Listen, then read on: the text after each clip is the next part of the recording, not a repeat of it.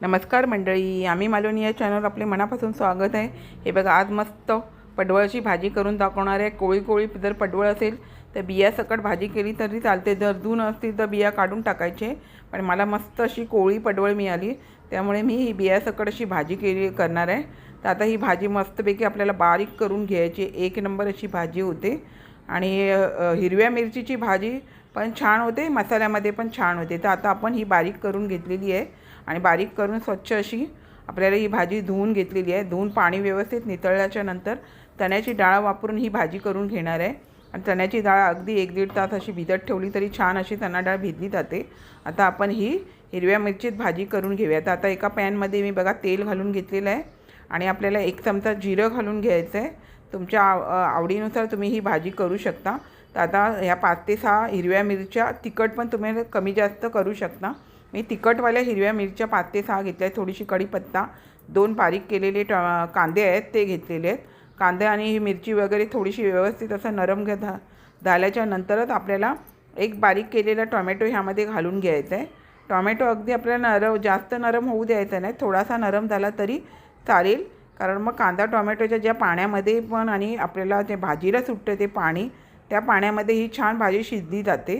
आता थोडासा कांदा टोमॅटो नरम होण्यासाठी झाकण ठेवून आपण थोडीशी असं कांदा टोमॅटो शिजू द्यायचं। थोडीशी कोथिंबीर घालून पुन्हा हे कांदा टोमॅटो कोथिंबीर व्यवस्थित असं मिरची वगैरे परतून घ्यायचं।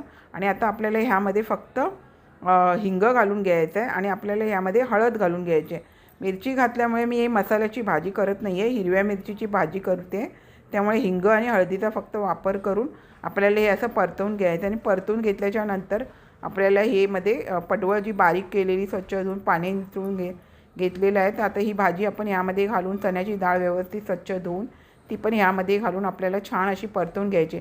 आणि मंडळी, ही मसाल्यामध्ये पण भाजी छान होते आणि हिरव्या मिरचीमध्ये पण ही भाजी छान होते।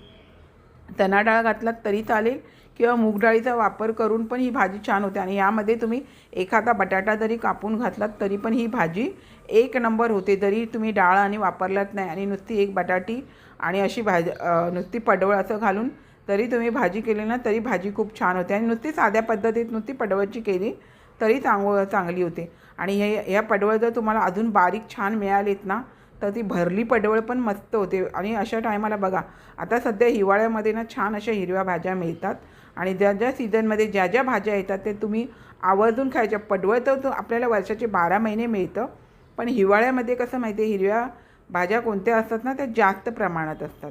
आता आपण ही छान अशी परतवून घेतली आहे आणि झाकण मारून आपल्याला ही भाजी वाफेवरती शिजवून घ्यायची आहे। आणि मस्त अशी वाफेवरती थोडीफार शिजली काय थोडंफार आटलं गेल्याच्या नंतर हे बघा, मी आता यामध्ये पाणी वापरलेलं नाही, कारण पडवळच्या भाजीला पाणी भरपूर सुटतं मंडळी। पडवळ असो दोडका असो ह्या भाज्यांना पाणी जास्त सुटतं। आणि आता आपल्याला हे मीठ घालून व्यवस्थित ढवळून आपल्याला ही भाजी शिजवून घ्यायची। बेतातच मीठ घालायचं, मीठ जास्त वापरायचं नाही आहे। आता ही भाजी मी व्यवस्थित, आणि खूप चांगली होते भाजी, मस्त अशी हिरव्या मिरचीची भाजी होते।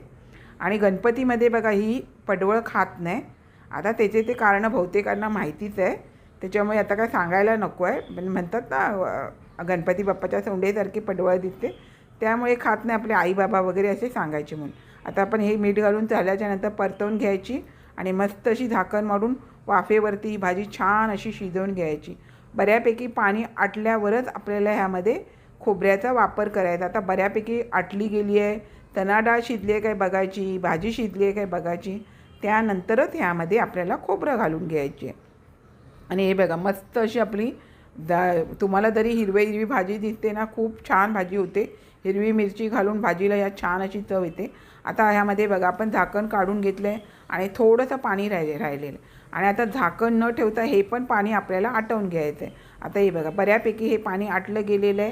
आता हे पाणी आटलं गेल्याच्या नंतर आपण काय बोललो, मालवणी बोललो तर आमका काय होया जाता खोबरा, त्यामुळे भाजीमध्ये खोबरा आवर्जून घालायचा। खोबरं जे नाही खात त्यांनी नाही खाल्लं तरी चालेल, शेंगदाण्याचा कूट किंवा नुसती कोथिंबीर घातलात तरी चालेल।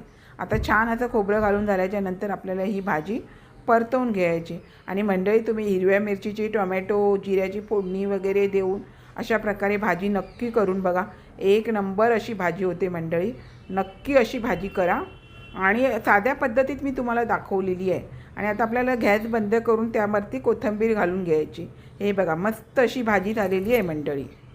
हे बघा मंडळी, मस्त अशी मी आपणास पडवळची हिरव्या मिरचीची तनाडा घालून भाजी करून दाखवलेली आहे.